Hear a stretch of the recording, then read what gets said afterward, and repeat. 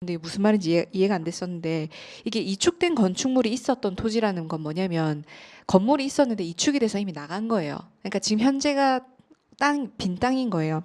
그럼 요거를 설명을 드리자면 지금 여기 이렇게 써놨는데 예를 들어서 A라는 사람이 원래 자기 땅에다가 건물을 짓고 있다가 이제 이게 이축된 건축물이 있었던 토지라고 했기 때문에 이축이 지금 돼서 나간 거예요, 건물은. 그래서 이 땅은 지금 빈 땅이 됐고 지상에 A 건물은 없어요. 그럼 이 사람은 이 땅에 자기가 가지고 있었던 건물을 가질 수 있는 권리를 이미 다른 땅에 실현을 했죠. 그럼 이 땅은 더 이상 건물을 지을 수 없는 땅이죠.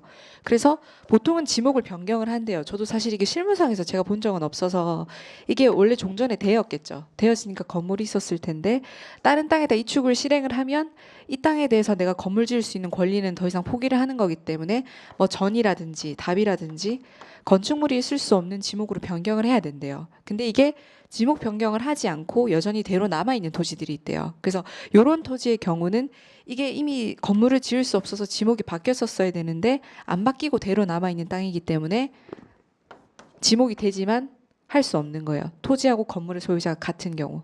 근데 이 경우는 B라는 사람이 A라는 사람의 토지에다가 자기 건물을 지은 거예요. 그러니까 뭐 이렇게 점유를 하거나 어떤 뭐 임차를 하거나 해서 건물을 지었겠죠. 근데 이 사람이 이제 어떤 사유가 발생해서 딴 곳에 또 이제 이축을 하면 지상에 B의 건물은 없죠. 그러면 A가 원래 이 땅 자체가 지목이 대로서 주택을 신축할 수 있었던 권리는 사용된 적이 없죠. 그렇기 때문에 이 경우에는 신축이 가능하다. 이런 뜻입니다. 아시겠죠?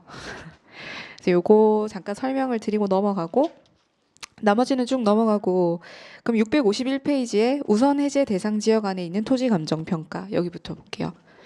우선 해제 대상 지역은 개발 제한 구역이 목표가 뚜렷하잖아요. 그 형상이 아니라 난개발을 막고 뭐 이렇게 자연환경을 보호하고 뭐 이런 취지에서 개발 제한 구역이라는 걸 지정을 했는데 더 이상 그 지역이 개발 제한 구역으로서 보호할 이유가 없는 이미 주변이 너무 다 개발됐다든지 개발 압력이 있다든지 뭐 그런 땅들 그런 경우에 한해서는 우선 해제 대상 지역으로 지정을 해서 순차적으로 이제 푸는 거죠. 개발 제한 구역을. 그럼 이런 땅은 완전히 지금도 개발 제한 구역으로 계속 남아 있는 땅하고 우선 해제 대상 지역으로 지정된 땅하고는 완전히 가치가 다르겠죠. 이건 언제 해제가 될지 모르기 때문에 계속해서 사용권이 제한되는 땅이지만 이거 같은 경우는 곧 개발될 수 있는 땅으로 보기 때문에 그걸 반영해서 평가를 해야 된다는 거예요. 근데 이제 여기도 여러 가지가 있는데 보통 이제 개발 제한 구역을 우선 해제 대상 지역으로 해서 용도 지역을 뭐 어떤 제한 없이 풀어버리면 땅값이 완전 폭등을 하게 되겠죠.